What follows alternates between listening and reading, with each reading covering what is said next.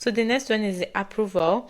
And for the approval, you can make sure that when people submit a form, the approval goes through people in your organization, users in your organization. So there can be levels to approval. So let's configure an approval and see how that is going to look like.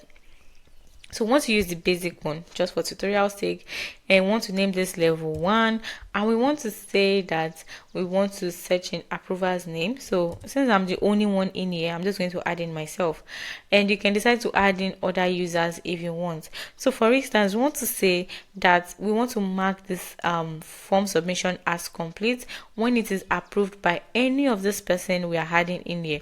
So if it is not approved, then that means that form submission is not going to be brought in.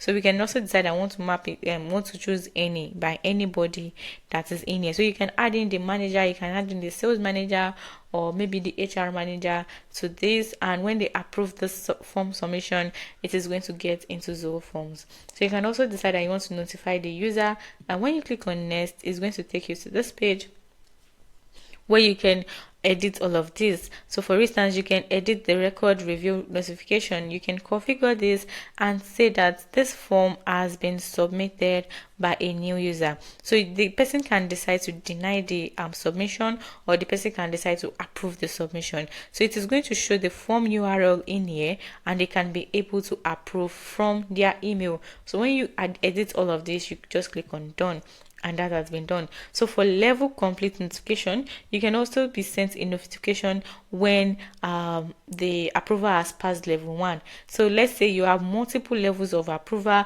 It must go to the manager first, then the CEO second, then maybe the HR third. There's just level to the approval. You can also decide to send a notification to the users and just tell them that this has been approved. The same thing applies for the field permission. So you can decide that you only want them to be able to read this, and you do not want them to write. That means you do not want them to edit all of this field submission. So form submission. So let's say someone filling this form and wants to add in an approval. We can allow them to view all of the form submission and all of the fields that have been filled, but they cannot edit it. You can also decide that you want to allow them edit some of them and not all of them, and you can pick which one they can edit and which one they can only read. So when you are done, you just click on done.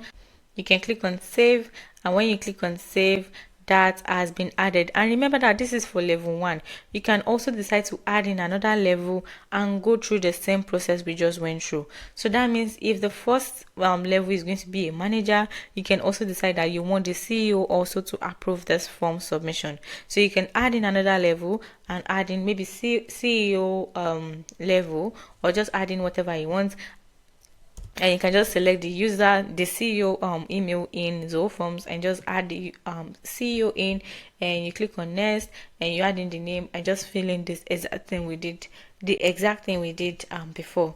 Yeah, so you can also add in rules. So for the final approval, you decide that when the final approval has been done, then you can add in a rule for each of them. So if the final approval is done, you can say that if the CRM they're choosing is HubSpot, we want to send and want to assign a tag to the HubSpot developer in our company. Or if they are choosing Zoho CRM, we can also decide to send to the Zoho CRM developer in our company. So you can assign a task, or you can even send an email, or you can send an SMS to that particular user. And you can also decide, let me cancel this. So for final denial, the same thing applies for final denial. We can also decide that if there's a final denial, we want to set up a rule, and we want this rule to apply to, if they pick Zoho CRM, we can say they want to assign a task or want to send an email, or just choose just switch up this rule however you want. And when you click on that, you can just click on and that rule will be added. So let me just cancel this. I don't want this rule. So you can also change your settings for your approval. You can say that this is going to be the button label for approve, and this is going to be the button label for approval. And you can also decide that you only want to process integration only on successful approval. So that means it is until this submission has been approved before all of the integration you have done can be integrated. Okay, that sounds confusing. So what I mean is that let's say you are integrating with Zoho CRM, you can say that if until this form submission is approved before that details can be sent into Zoho CRM. So if that means if it is not approved, it cannot be sent to Zoho CRM. You can also decide to store the form attachments in cloud storage or services on if there's a successful approval. You can also decide to mark review reason as mandatory. You can approve admin. So for approval admin, you can decide to change this approval admin to another person in the organization. It is currently assigned to me, so you can change it to whoever you want, and you can schedule pending notification. You can send out emails at intervals so that people can be able to see the summary of the approval process.